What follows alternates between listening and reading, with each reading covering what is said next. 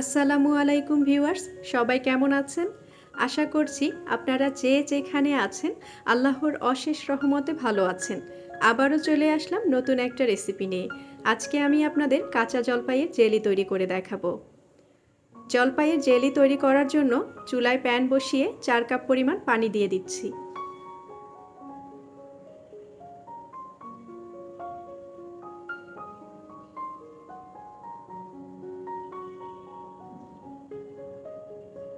সাথে দিয়ে দিচ্ছি হাফ কেজি পরিমাণ কাঁচা জলপাই।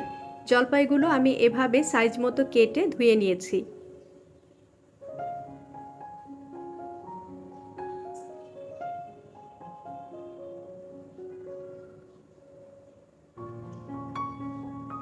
এরপরে 5 মিনিট জাল করে নিচ্ছি।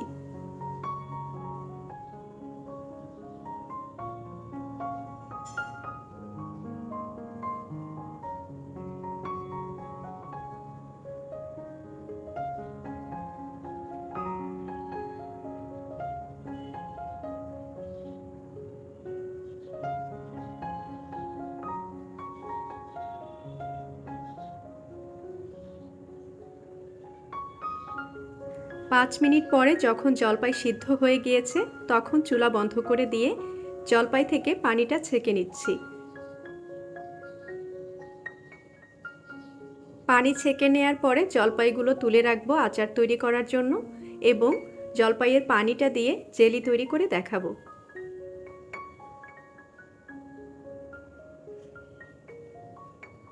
এরপরে আমি একটা বাটিতে 2 কাপ পরিমাণ জলপাই পানি নিয়ে নিচ্ছি।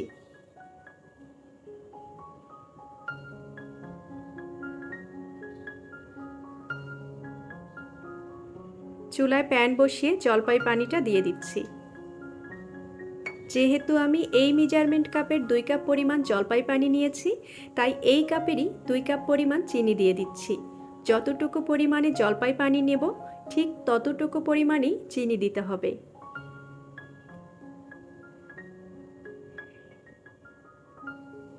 এরপরে 5 মিনিটের মতো জাল করে নিচ্ছি।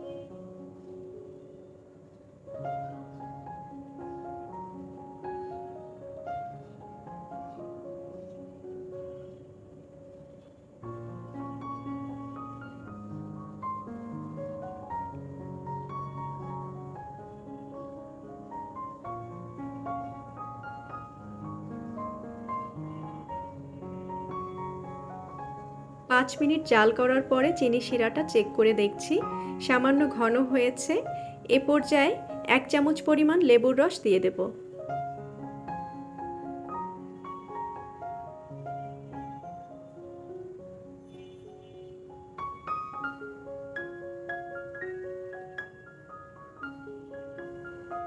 সাথে দিয়ে দিচ্ছি সামান্য ফ্রুট কালার। ফ্রুট কালারটা অপশনাল, না দিলেও চলবে। এরপরে আবারও 5 মিনিট জাল করে নিচ্ছি। জাল করার সময় অবশ্যই বারবার নেড়ে দিতে হবে, না হলে চিনি শিরা জমাট বেঁধে যাবে।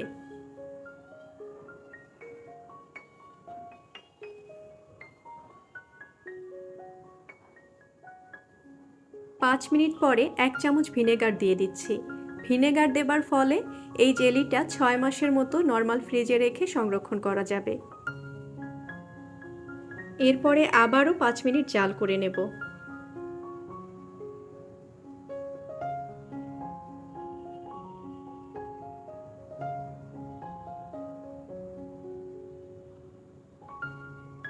পাঁচ মিনিট পরে আরও একবার চেক করে দেখব জেলিটা হয়েছে কিনা।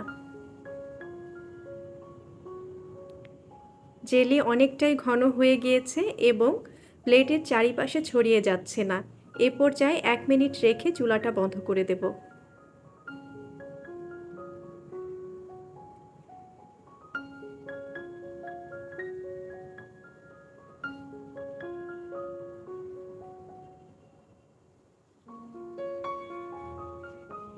চুলা বন্ধ করার পরে একটা বাটিতে জেলি ঢেলে নিচ্ছি।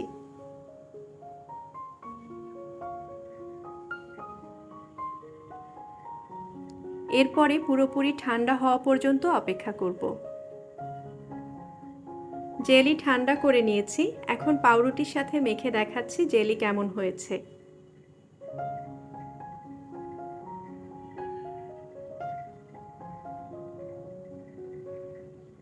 এই জেলিটা আরও একটু ঘন হবে যখন নর্মাল ফ্রিজে রেখে দেব। এভাবে জলপাইয়ের জেলি তৈরি করে 6 মাসের মতো নর্মাল ফ্রিজে সংরক্ষণ করা যাবে।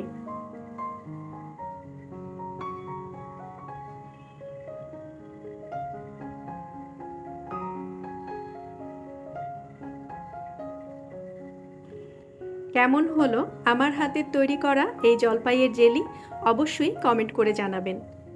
ধন্যবাদ এতক্ষণ সাথে থাকার জন্য। ভিডিওটি যদি ভালো লাগে তাহলে অবশ্যই লাইক, কমেন্ট, শেয়ার করবেন এবং আরও নতুন নতুন রান্নার রেসিপি পেতে চ্যানেলটি সাবস্ক্রাইব করে পাশে থাকা বেল আইকনটি প্রেস করে রাখবেন। আর ইতিমধ্যে আপনারা যারা চ্যানেলটি সাবস্ক্রাইব করেছেন আপনাদেরকে অসংখ্য ধন্যবাদ। আবারও হাজির হব নতুন কোনো রেসিপি নিয়ে। ততক্ষণ পর্যন্ত আপনারা সবাই ভালো থাকবেন, সুস্থ থাকবেন। আল্লাহ হাফেজ।